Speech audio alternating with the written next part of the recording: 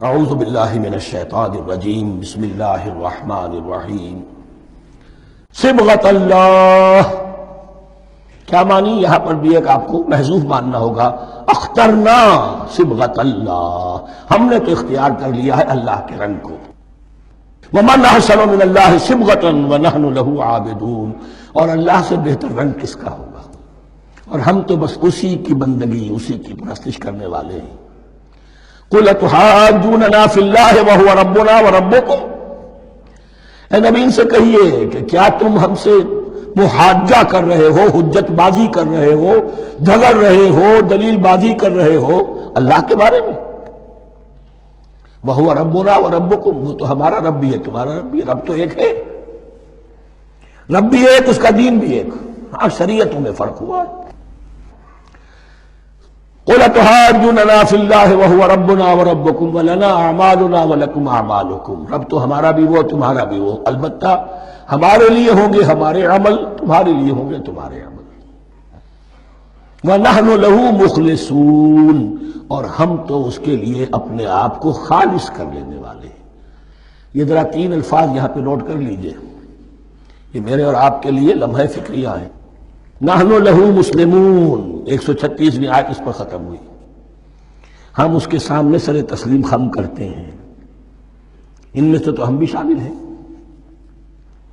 نحن لہو عابدون، آیت نمبر 138، ہم اس کی بندگی کرنے والے ہیں، اسی کی بندگی کرنے والے ہیں۔ تو صرف اسلام نہیں، عبادت اور ٹوٹل عبادت، ٹوٹل بندگی، پوری زندگی میں اس کے ہر حکم کی پیروی اور اطاعت۔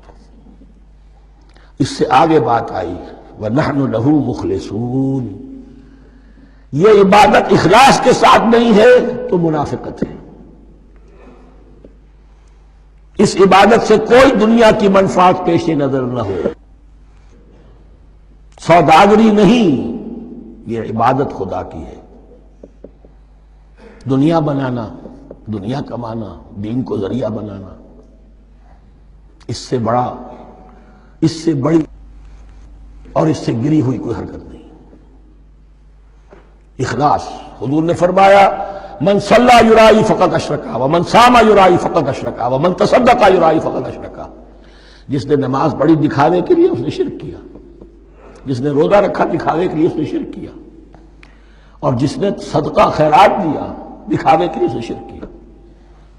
وَنَحْنُ لَهُ مُخْلِصُونَ، نَحْنُ لَهُ مُسْلِمُونَ، نَحْنُ لَهُ عَابِدُونَ، نَحْنُ لَهُ مُخْلِصُونَ۔ اللهم ربنا اجعلنا منهم، اللهم ربنا اجعلنا منهم۔ أَمْ تَقُولُونَ إِنَّ إِبْرَاهِيمَ وَإِسْمَاعِيلَ وَإِسْحَاقَ وَيَعْقُوبَ وَالْأَسْبَاطَ كَانُوا هُودًا أَوْ نَصَارَىٰ، کیا تمہارا کہنا یہ ہے کہ ابراہیم اور اسماعیل اور اسحاق اور یعقوب اور ان کی اولاد یہودی تھے یا نصرانی تھے؟ تم جو کہتے ہو کہ یا یہودی ہو جاؤ یا نصرانی تب ہدایت پاؤ گے، تو ابراہیم یہودی تھے یا نصرانی؟ اور اسحاق اور یعقوب اور یوسف اور موسیٰ اور عیسیٰ یہ کون تھے؟ یہی بات آج مسلمانوں کو سوچنی چاہیے۔ محمد الرسول اللہ، ان کے اصحاب دیوبندی تھے یا بریلوی تھے یا اہل حدیث تھے یا شیعہ تھے یا سنی تھے؟ ان تقسیموں سے اوپر ہونے کی ضرورت ہے۔ اللہ کے ساتھ اخلاص کا تقاضا یہ ہے، ٹھیک ہے ایک فقہی مسلک کے اعتبار سے ایک شخص کسی مسلک کی پیروی کر رہا ہے، لیکن اپنے آپ کو اس سے آئیڈینٹیفائی کرانا اور اس مسلک کو مقدم رکھنا دین پر، اور اس مسلک ہی کے لیے محنت اور مشقت اور بھاگ دوڑ تبلیغ ہو رہی ہے اسی کی، یہ چیز بالکل اس اصل حقیقت کے خلاف ہے کہ جو اللہ کے دین نے ہمیں سکھائی۔ أَمْ تَقُولُونَ إِنَّ إِبْرَاهِيمَ وَإِسْمَاعِيلَ وَإِسْحَاقَ وَيَعْقُوبَ وَالْأَسْبَاطَ كَانُوا هُودًا أَوْ نَصَارَىٰ قُلْ أَنْتُمْ أَعْلَمُ أَمِ اللَّهُ، کہیے ان سے کہ تم زیادہ جانتے ہو یا اللہ زیادہ جانتا ہے۔ فَمَنْ أَظْلَمُ مِمَّنْ كَتَمَ شَهَادَةً عِندَهُ مِنَ اللَّهِ، کان کھول کر سن لو، اس سے بڑھ کر ظالم کون ہوگا جس نے اللہ کی ایک گواہی جو اس کے پاس تھی اسے چھپا لیا۔ تمہارے پاس گواہیاں ہیں، علماء یہود جانتے تھے، یہ اللہ کے رسول ہیں جن کے ہم منتظر تھے، اس گواہی کو چھپائے بیٹھے۔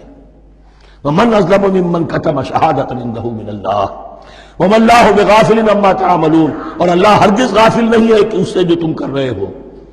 تلک امۃ قد خلت، یہ گروہ مقدس جماعت تھی یہ، جس کے یہ گلے سرسبت تھے، یہ گزر گئے۔ لہا ما کسبت ولکم ما کسبتم، جو کمائی انہوں نے کی، جو عمل انہوں نے کمائے وہ ان کے لیے، تمہارے لیے نہیں۔